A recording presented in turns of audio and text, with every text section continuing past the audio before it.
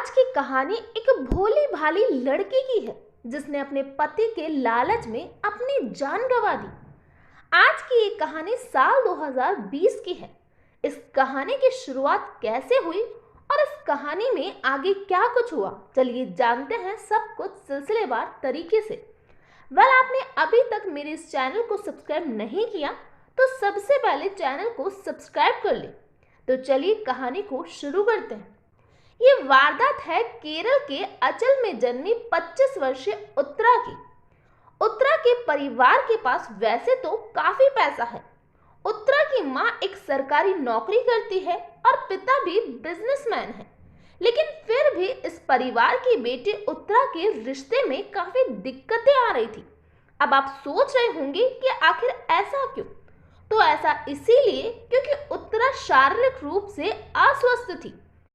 दरअसल उसे भूलने की बीमारी थी। उत्तरा के माता पिता जहां भी उसके रिश्ते की बात करते, उसकी इस बीमारी के कारण लोग उत्तरा के रिश्ते को ठुकरा देते।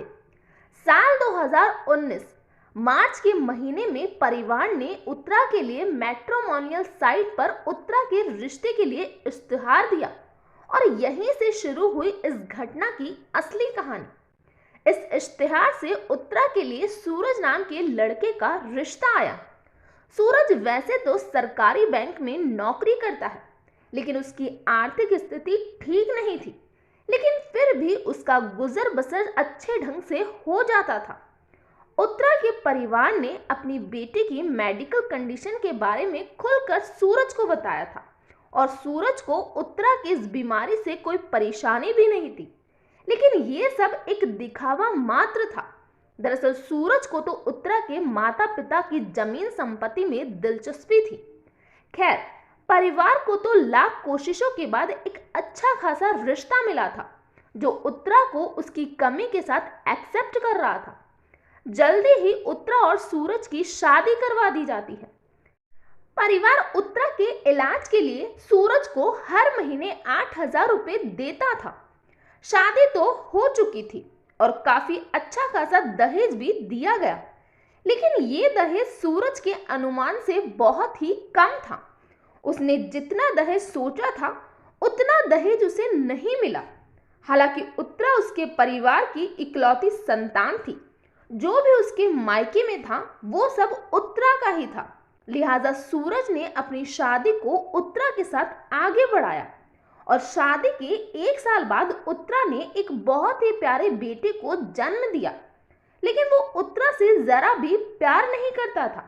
बेटे के जन्म के बाद सूरज के दिमाग में एक खतरनाक प्लान आया और वो प्लान ये था कि अगर उत्तरा की मौत प्राकृतिक तरीके से हो जाए तो उत्तरा के माता पिता की संपत्ति उसके बेटे को मिल जाएगी, क्योंकि उत्तरा उस परिवार की इकलौती बेटी थी।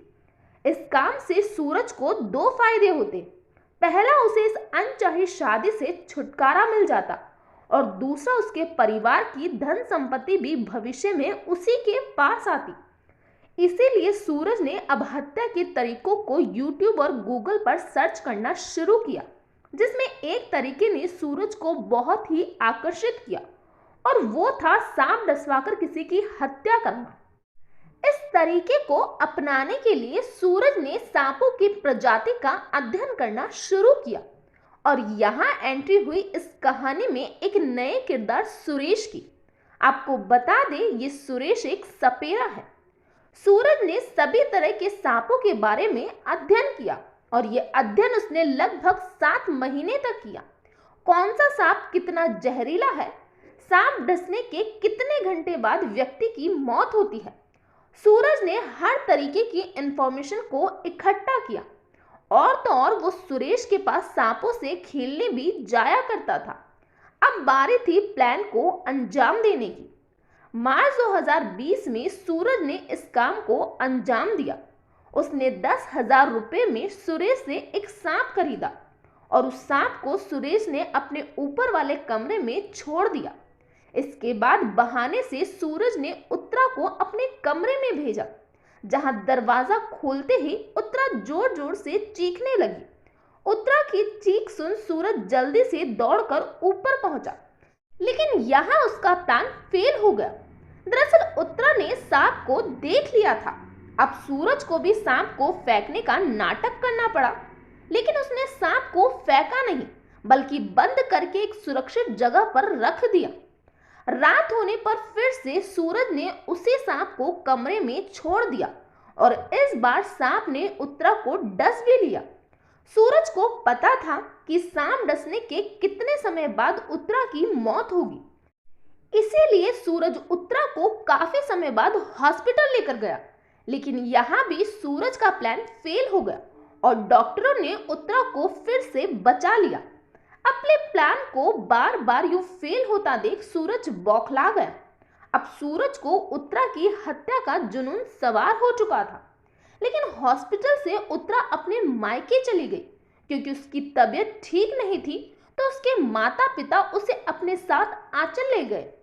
इस घटना के कुछ दिन बाद एक बार फिर सूरज उत्तरा को जान से मारने की फिराक में था और इस बार फिर वो सुरेश के पास गया और पहले से ज्यादा जहरीला सांप खरीद कर लाया। सूरज ने उस सांप को एक प्लास्टिक की बोतल में डालकर अपने ससुराल में छिपा दिया क्योंकि वो नहीं चाहता था कि किसी को भी उस पर शक हो। इसीलिए उसने 3 से 4 दिन गुजरने का इंतजार किया और ससुराल आने के 5वें दिन सबसे पहले सूरज ने उत्तरा को बेहोश किया ताकि उत्तरा सांप को देखकर चिल्ला ना सके। रात के करीब 10 बजे उत्तरा के सोने के बाद सूरज ने उस सांप को उत्तरा के बिस्तर पर पटक दिया, लेकिन यहाँ सांप ने उत्तरा को नहीं काटा। करीब 30 मिनट तक सांप उस कमरे में घूमता रहा। सूरज ने सांप की गर्दन पकड़कर उसे जानबूझकर उत्तरा के हाथ पर पटक दिया। गर्दन पकड़ने से सांप को गुस्सा आ गया और उसने उत्तरा को डस लिया। लेकिन उत्तरा को डसने के बाद सांप बेकाबू हो गया। उसने सूरज पर हमला करने की कोशिश की, इसीलिए सूरज ने सांप को पीट पीट कर मार डाला। शोर शराबे की आवाज सुन परिवार जाग गया और दौड़कर उत्तरा के कमरे में पहुंचा। उत्तरा को तुरंत अस्पताल ले जाया गया, लेकिन इस बार उत्तरा की किस्मत ने उसका साथ नहीं दिया और उसकी मौत हो गई। ये घटना सभी को सामान्य लग रही थी। सभी ने यही सोचा कि सांप के काटने से उत्तरा की मौत हुई है और पोस्टमार्टम रिपोर्ट में भी यही आया। लेकिन एक चीज जिसने सूरज के इस खेल को पलट कर रख दिया और वो था उस नशीली दवा का उत्तरा के शरीर में मिलना। यही बात पुलिस को बहुत अजीब लगी, तो पुलिस ने इस केस की गहनता से जांच शुरू की, जिसके बाद इस पूरे खेल का पर्दाफाश हुआ। उस मरे हुए कोबरा सांप का भी डीएनए टेस्ट करवाया गया। सूरज ने भी अपना जुर्म कबूल कर लिया और उत्तरा की हत्या के मामले में सूरज को उम्र कैद और 5 लाख के जुर्माने की सजा दी गई। तो ये था पूरा मामला। इस घटना के बारे में आपका क्या कहना है, प्लीज कमेंट बॉक्स में बताइए। तो आज के लिए इतना ही। Thank you.